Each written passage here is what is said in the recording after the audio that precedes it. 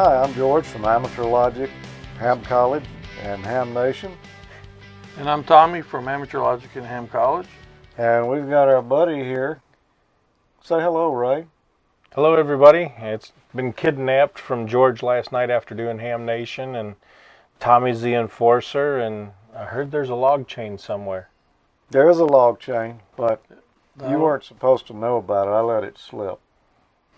Well, we're going to talk about a new radio from Icom. We've got, this is the ID-4100A. Is that correct? Yes, sir. It's the one here on top. The one below it is my ID-880H. So that means if you're laying claim to this one, well, and Tommy's going to be laying claim to this one, it sounds like a Smackdown. Well, it does sound kind of like a Smackdown, and you know, normally when we're doing these kinds of things, I'm the one who gets a radio that does different colors. But this time, I don't think mine does different colors. Yours does different colors. Yes. It's got, He hasn't read the manual. No, I haven't read the manual. Okay. But this one has the capability of doing colors too. And finding the right screen to get to it is the one thing that makes it a little bit more difficult now.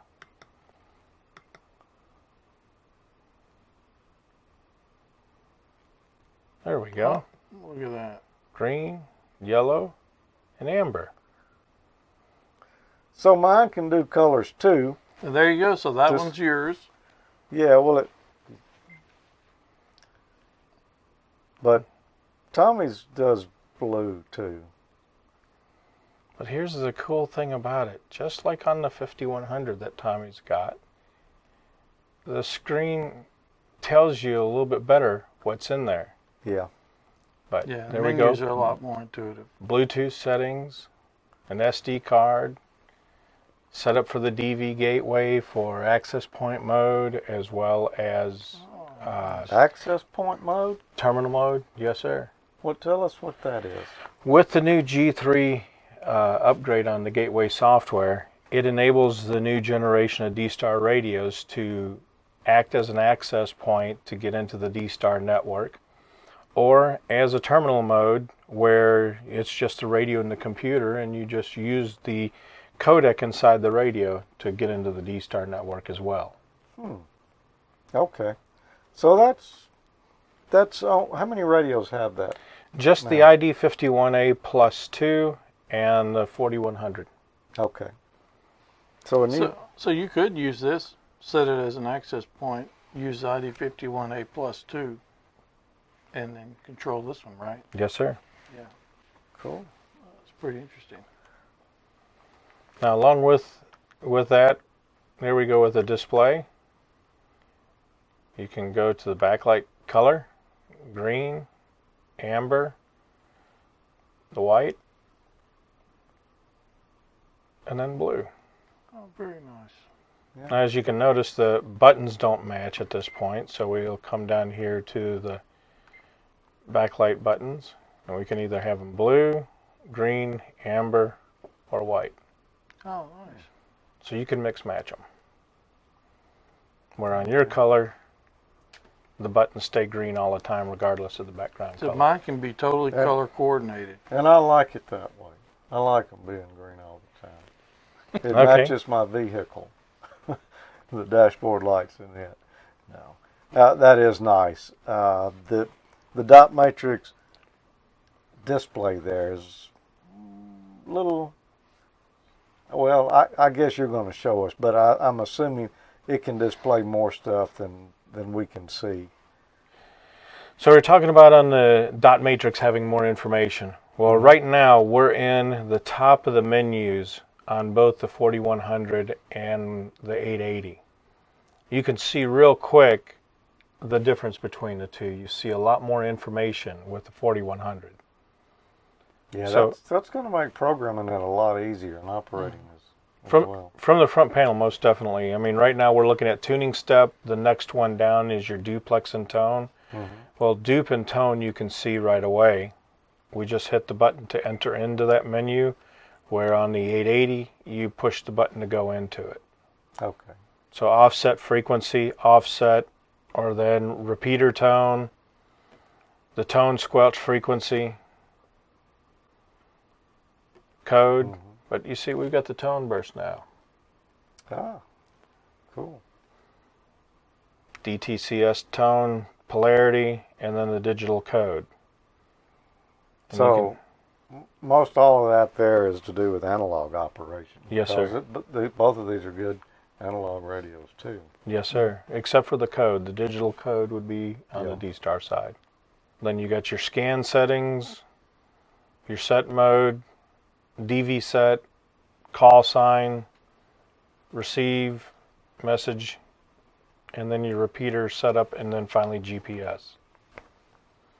Interesting thing on the GPS on this one is when you go to set it up, it's only for an external GPS.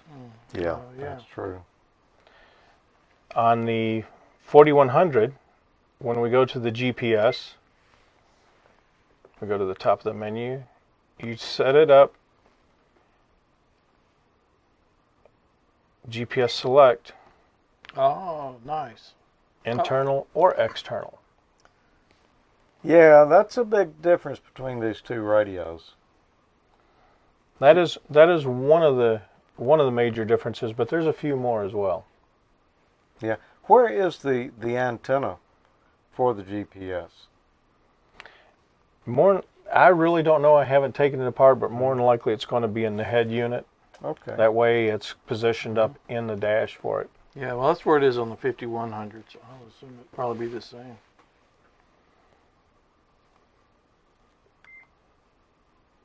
You can also do a manual position, so if you're inside a facility and you do not have access to a window where you can get the GPS in, Sort of like we are here. yes, sir. So you can go in if you know your latitude, longitude, your elevation, you can manually insert that as well. GPS out to the data jack, and that's pretty much your settings there. GPS out to the data jack. What will that let me do? If you're using a mapping program, if you're capturing that data, Okay. but also if you have an SD card, which is another major thing that the 880 does not have, you're able to do GPS tracking as well as audio conversations. So you can, it's like that fishing tale where you say, I talked to somebody on a D-Star repeater. Well, we have to believe you. But Tommy will be able to show you and let you hear the QSO that occurred. Okay. So that might be a good way of passing information as well if you're trying to pass a list of something to someone over the air. They can just capture it right there. And Yes, sir. Both sides of the conversation, too. it'd be good for MCOM stuff. Yes. The data out from the jack is pretty nice. So I'm assuming you hook that up to the USB cable and then plug it into your computer. On the back of the radio, it has a data jack on it. Okay. The Sub Mini? No, not the Sub Mini. The Sub Mini. It does not have a data in out like you'd see for packet radio. So far, I'm going to give Tommy the fact that, he's got a couple more colors on the display there than I do. And he's got a GPS unit. I guess I'm going to have to give him some points on the menus there too, because that does look a lot easier to navigate than Oh yeah. on the older radios. Nothing against the 880. It's a fine radio, but I recall you doing a video with me. I think it was at Seaside. Yeah. And we were talking about how to use the UR menus to Right. navigate through the repeaters. Well, because you've got the GPS built into it, let's come out of the menu here. We've got DR mode by pushing and holding here. That looks like your 5100. It does. And your 51A. It does. What you do is you press the button here. You select near repeater. You can either go FM, DV, or all. and since it thinks I'm in Dallas still, Yeah. it's going to come up with the different repeaters around there. And we'll explain the reason it thinks you're in Dallas still is because our studios here are more or less a Faraday cage. Yes, sir. This is a metal Pretty building. much. So at that point, you collect what you want to operate on and actually go to the first D-Star repeater that went on the air outside of Icom. Oh, nice. I know those repeaters. That's right, you fly to Dallas a lot. And then K5PITE. there's another item that George doesn't have in his. Yeah, I know that lady. She talks to me on my ID-51. Yeah, I've heard that lady before. So now we go to the use reflector. We can tell it to link to a reflector. My favorite, 30 Charlie. And mine too. You could chunk the repeater. It'll tell you that it's linked. Use reflector, or you can just stay in this menu and do what you want to do right from there. Yep, exactly like the 51. That's what's nice about the newer radios that Icom's come out with. The interface works pretty much the same across all of them. So if you're used to one of them, you could come to the other one and just take off. Yeah, this is looking a lot like my 51. Mm-hmm. Oh, that's right. He did get one of those. Get yeah. one. He's Oh, he's in the club. He's in the Yeah. club. That's a nice radio. So I you like it. you no longer have to just program a memory channel and stick to that memory channel. Yeah. So, does it have multiple reflectors in there, or do you put in the reflectors that you want? We'll go here to link reflector, direct input. Oh, that's a little easier than it is on the 880 as well.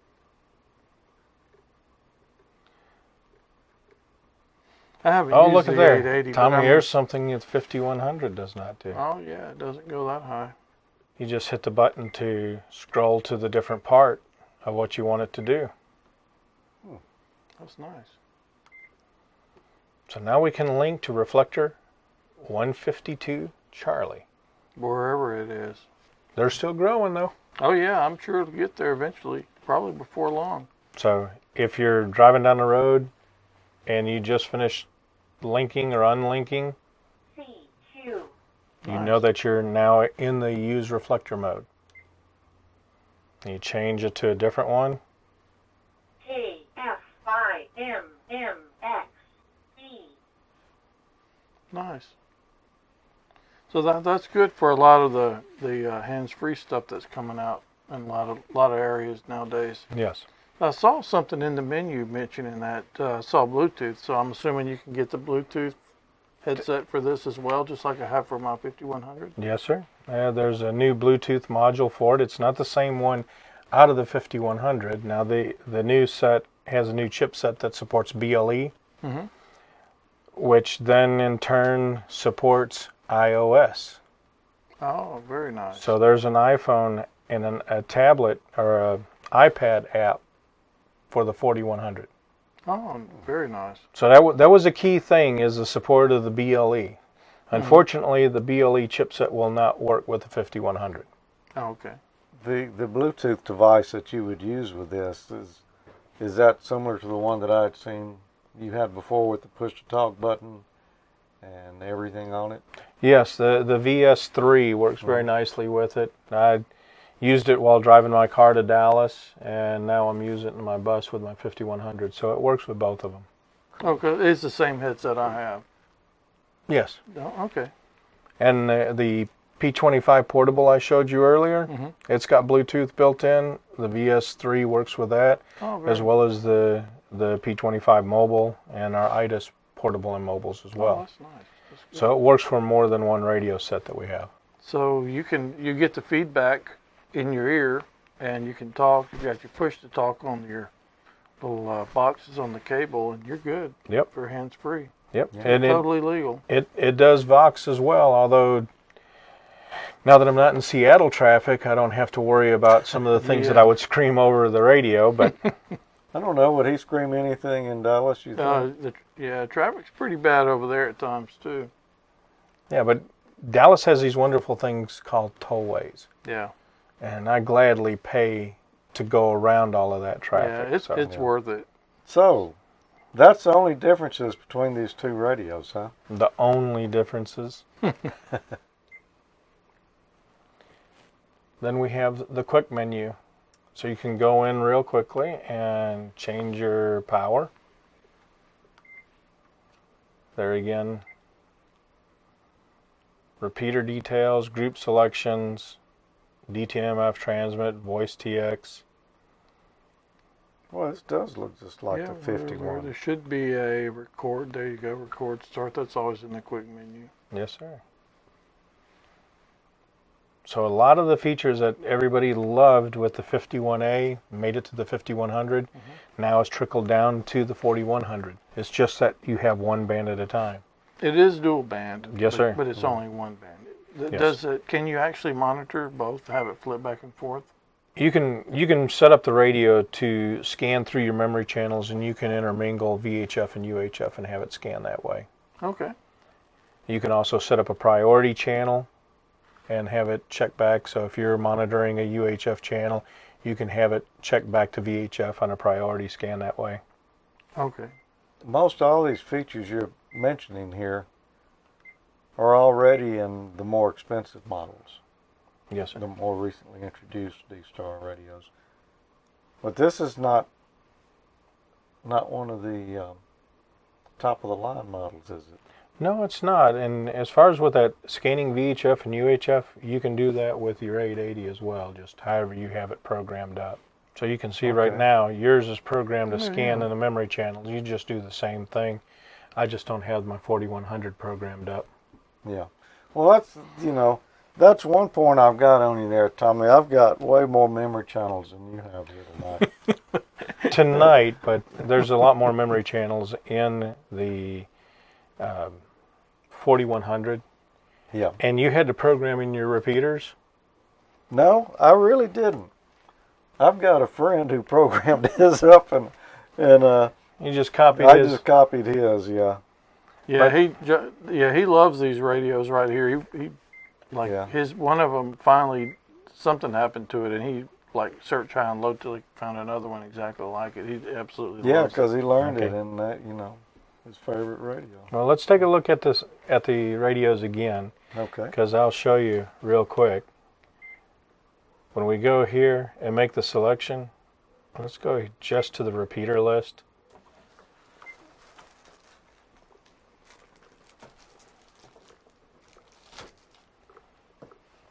So look at all those memories that are already programmed into yours, Tommy. Yep. Or wait a minute, I'm already saying it's yours. I mean, my radio has already got Well, programmed if in. you turn it off and back on, you'll see whose it is. So Yeah, there's our local. there's your local one right there. Yep. Let's see whose radio it is. But look at there. It didn't take you long, did it? 5Z and O. This has always been a very popular radio, but the new one with the DV mode stuff, that's and the GPS, that's a real winner right there. If you're interested in D-Star at all, that changes the whole game. Because while it's not real super complicated, there's a little bit of a learning curve in the old school D-Star like the bottom radio is. Yep. But that takes all the guesswork out of it. It makes it so simple. It does. And the one thing that I haven't tried, and I know the 5100 does this, and that is where you can be in DR mode and it scans through your repeaters. Oh, I've never really tried that on mine. Okay. This is an interesting setting here that's on the 5100. And that's where the radio will stay on without the controller attached. Oh, really? What benefit would you get from doing that? So you want to streamline installation in your vehicle. You can have a fold-over antenna that folds into the trunk. There's no head in the vehicle whatsoever. You either use your Android or your iOS device to control the frequency, the memory channel, the volume squelch, and then you use your hands-free. Very slick installation. One of the things, you got your mode button right here, George, on your, and then you toggle through them, DV. Right. FM, narrow. BV. FM. Oh, it just toggles through them. Yes, sir. And tells you. And tells you. That's a little easier. I'll give you that I one, think Tommy. I think I see a point coming my way. So what is the power output? Is it the same on VHF and UHF? Yes, sir. 880? It'll be the same. 50? 50 watts? I think so. Well, Tommy, one thing on the 4100 that your 5100 does not have is when you go looking at the backlight nighttime settings. Mm-hmm. Right now, you can select what time nighttime ends, so that's going to be 4 a.m. Oh, that's very What time nice. it begins is at 2000 hours, 8 p.m. Interesting. Yeah, that's a great feature right there, because on that 5100 that would be nice, because that big display is really nice display and it's easy to see, but it also puts out a lot of light at nighttime. Oh, yeah. Yeah. So that's a great feature.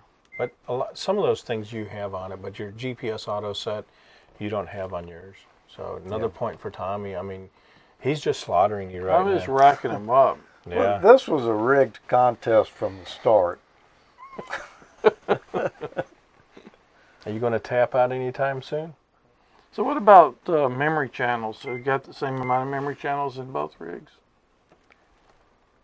I'd have to look at the brochure, the manual to tell you. I'm sure there's probably more than you'll ever use in either one of them. True. The thing is, I've never really used the memory channels in them since we started putting the repeater list in it. Mm-hmm. So I don't. Yeah, good point. Yeah. You really probably you wouldn't spend the time really programming a lot of stuff in it if you've got the repeater list, because it's just so convenient. Right, but I do know a lot of guys that have a lot of analog repeaters in. They Right. also listen to some of the local utilities and use it as a scanner as well as a radio. Speaking of that, this is a wideband receiver as well, isn't it? I mean, it's a little better coverage than just 2 meters and 440. It is better than 2 meters and 440, but when we were looking at the modes, I did not see AM, so I'm thinking that they took the AM aircraft out. Oh, But- really? So right there's your band scope, so No, look, I was just fixing to get a point for AM there.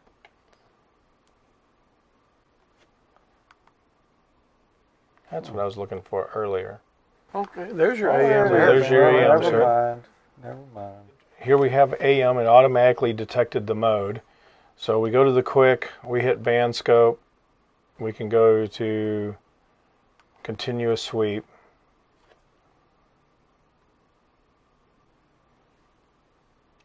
I was looking to see, right there you can take a look at your squelch level. So how strong of a signal that you want right there on the right hand side. So everywhere it finds a signal, it's going to show me a little spike right there Right, across the entire airband. yes.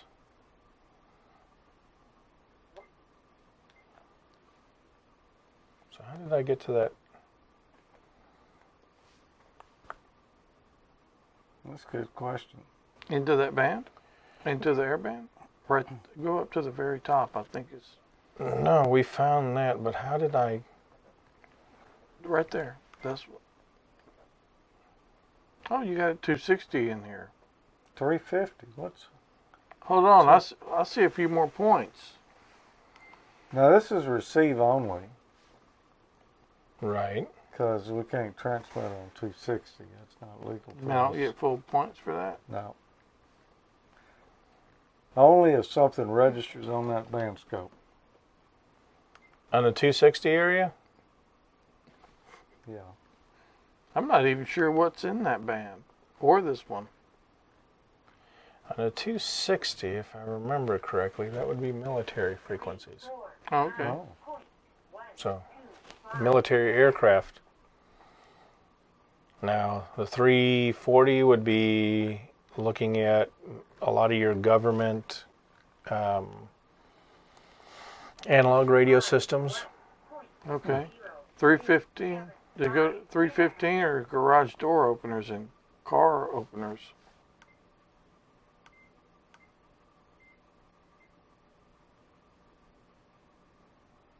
Here's your scanning between 2 meters. Oh, well, you're about to get a major point here. All right. So let's come out of. Let's go ahead and come out of the mode.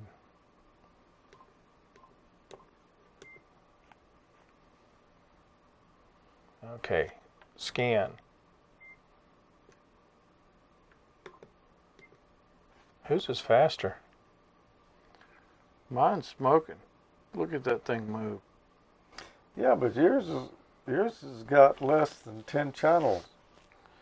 Actually, he's only got 2 channels, but still at that rate, he'd be through 10 channels before you get through 3. Yeah. But he doesn't listen that fast. Doesn't he sound like a kid that's in trouble? But. Whose fault is that? You should delete about 98 of the ones out of yours. It could be the ones I need. That's a problem with getting a friend's radio listing.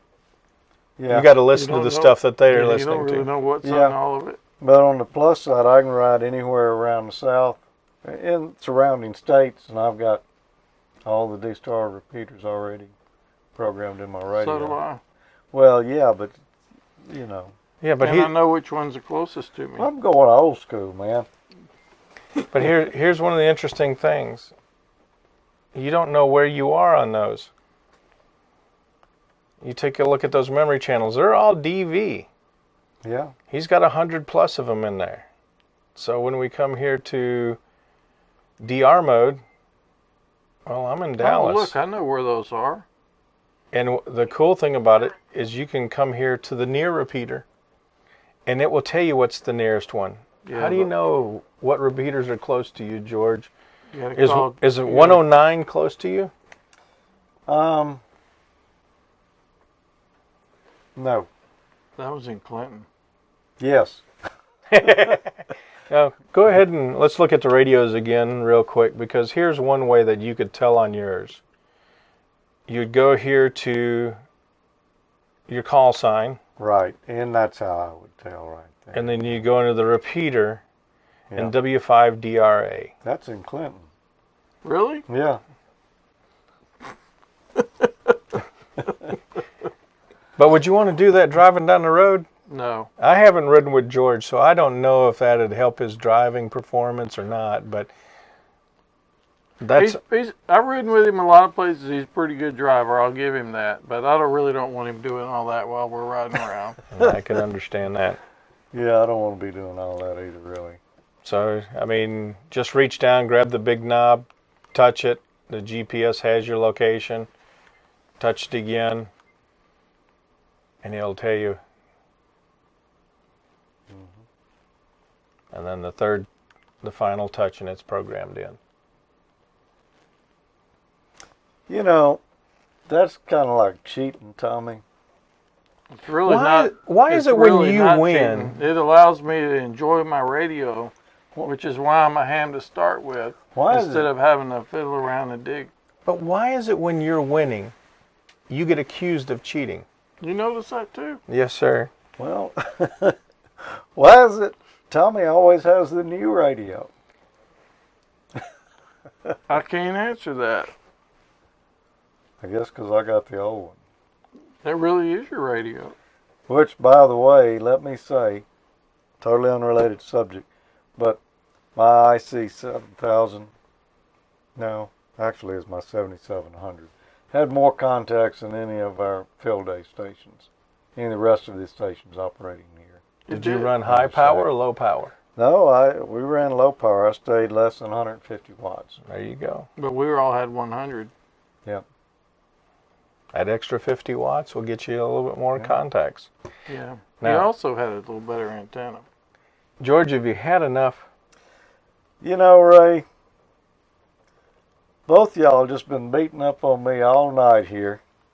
And I knew when I came to the match here that, you know, I was logging in with a little less weight, you know, a little. Well, you knew you were going to go home sore, huh? Was that a fat joke? A little bit less weight? You know, I'm talking about my radio. Okay. You know, it's a little older, more experienced, but there again, you know, I think I'll just trade with Tommy. That don't seem like a good trade for me. Well, we'll figure it out. But I appreciate you guys' time for allowing me to come in here in the middle of July, turn the air conditioner off so we can do the video. Yeah, it's getting pretty warm With long sleeve shirts. Yeah. That was our own fault. Yeah. I'm not sure whose idea that was. Well, that really is a nice looking radio, Ray. I mean, it looks, wow, a lot like the 880H, but there's certainly a lot of difference between the two there. Yeah, usability, no comparison really. Yeah. You wouldn't win hand down. Oh yeah. You know, being that I've used the ID-41A Plus now. No, mine's 51 Anniversary Edition. That's the one I have. I've kind of gotten used to that. Yeah, it's a game changer. It does make it a lot easier. Well, Ray, thanks for coming in and bringing toys with you. Oh yeah, I always get excited when we hear you coming to town because there's no telling what we're going to get to play with. Yes, sir. And there's a few of them that we won't be able to get to tonight that I'm going to leave with you to play around with. Well, sounds like some really interesting stuff. Yeah. I've never seen anything just like it before. All right. Okay. 7-3. 7-3, everybody. Bye.